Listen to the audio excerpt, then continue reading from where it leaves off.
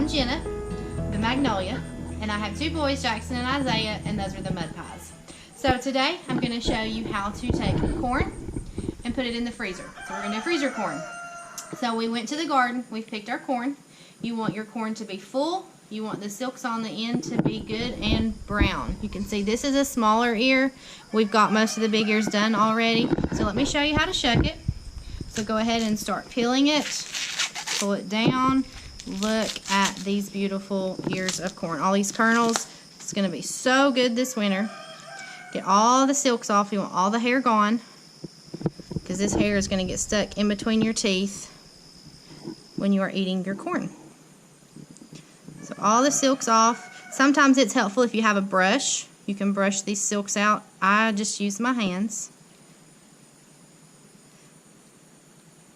Alright, so all the silks out. Here's a couple ears that we have done. Now, the corn recipe that we're going to be following today is the way my grandparents taught me to put corn in the freezer. So come on and follow me and I'll show you how to cook the corn. Okay, so now that we got the corn shucked and silked, we're going to boil the corn. I'm using my outside camp stove. It runs off propane, and I have an old-fashioned cooking thing that we're going to put the corn in. So let me grab a bag of corn. We put it in Walmart bags so it's easier to hold. Alright, let's take our lid off. We're going to put each ear of corn down in the boiling water. Make sure you have the water a good rolling boil. Put your corn in. Be gentle dropping it. Don't let it hit the bottom if possible, because that will bust the kernels of corn.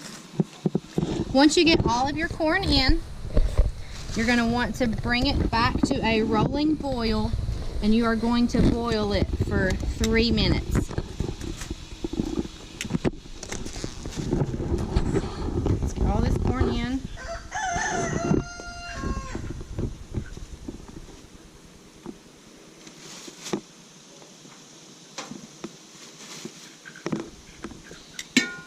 Let me grab it by the handfuls. It might make it easier. We'll do a couple at a time.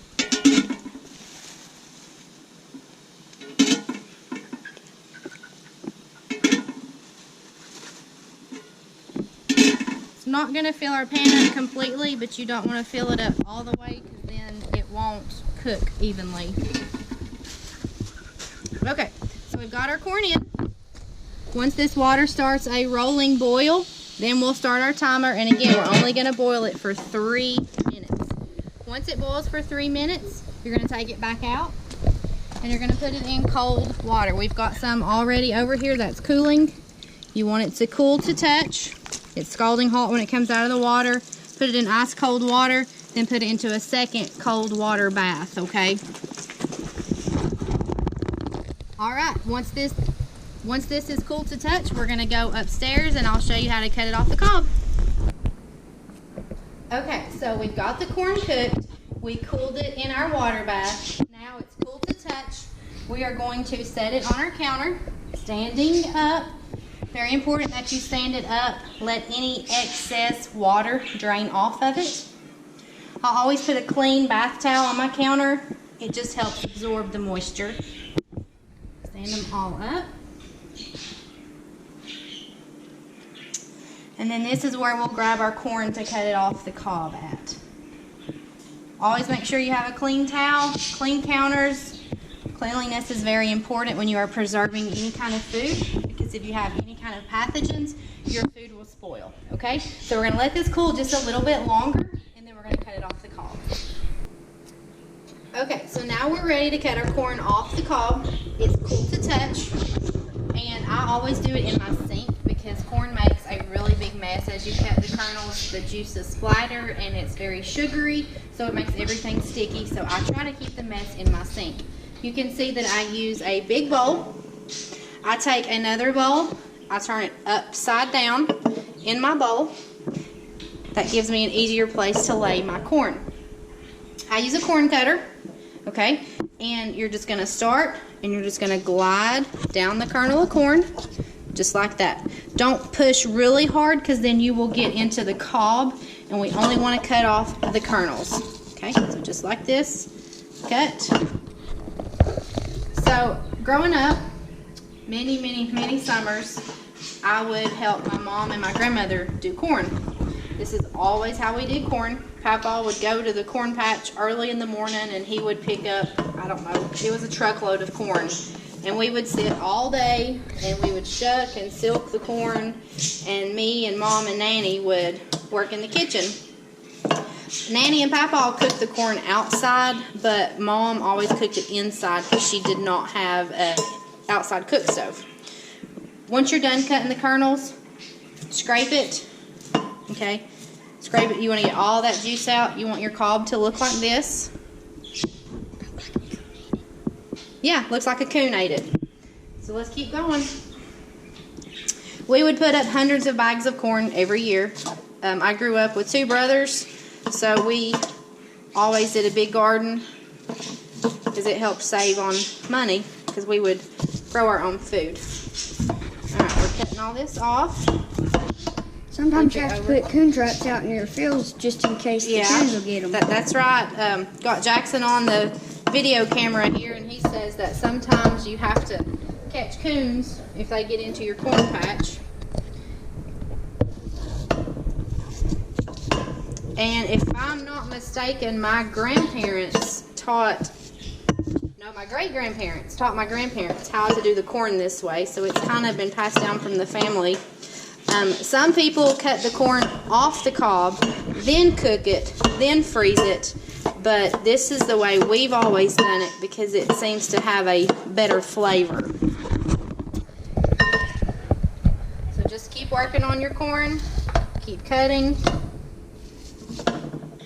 Let me finish this cob and I'll show you how to use doing a knife just in case you don't have one of these fancy corn cutters. It definitely makes life a lot easier. It is worth the investment. When you're working in the kitchen, working at corn, or maybe you're doing something else, wear good shoes. Wear your tennis shoes because your back, your legs are going to hurt you at the end of the day, especially if you have put in a full day's work.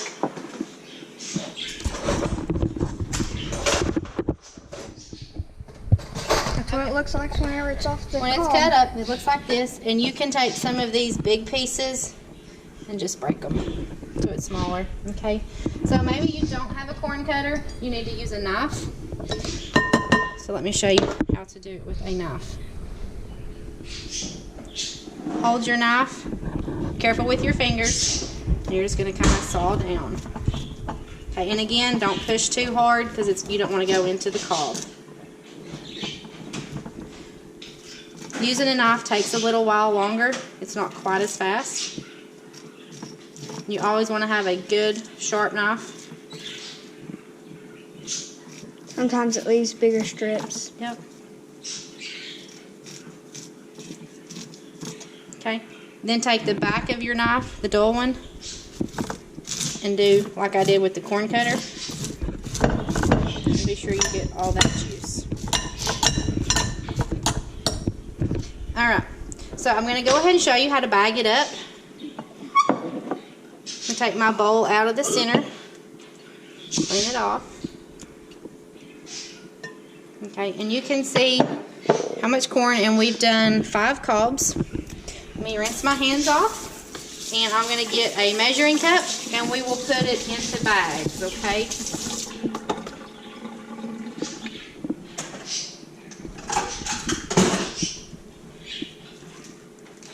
Okay, so use your freezer bags, and I always put the date, so that way we know when it's in the freezer what corn we need to eat up first.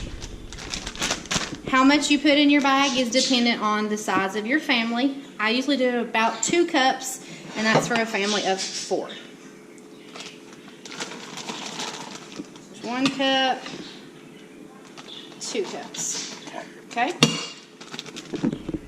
And seal it. Make sure you get all the air out. You don't want any air left in your bag.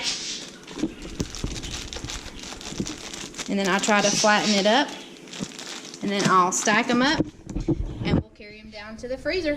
So I'm going to go ahead and work on this corn. I've got a lot more corn to do. And I'll be back here in just a few minutes and show you guys how to put it in the freezer, and then we'll do a recap. Okay? So we are on our last bag of corn. We have ended up with 32 bags of corn. That is 32 meals. I'm finishing up our last little bit, and then we're going to stick it in the freezer, and I'll explain to you how to heat it up when you're ready for it. Show them all of our cogs there, photographer. We got 2 5-gallon buckets of cogs. All right, walk with me to the freezer. We're gonna go over here and put it in our freezer. When you put it in the freezer, flatten it out some. It'll freeze faster and it'll also thaw faster. Try to lay it on a shelf.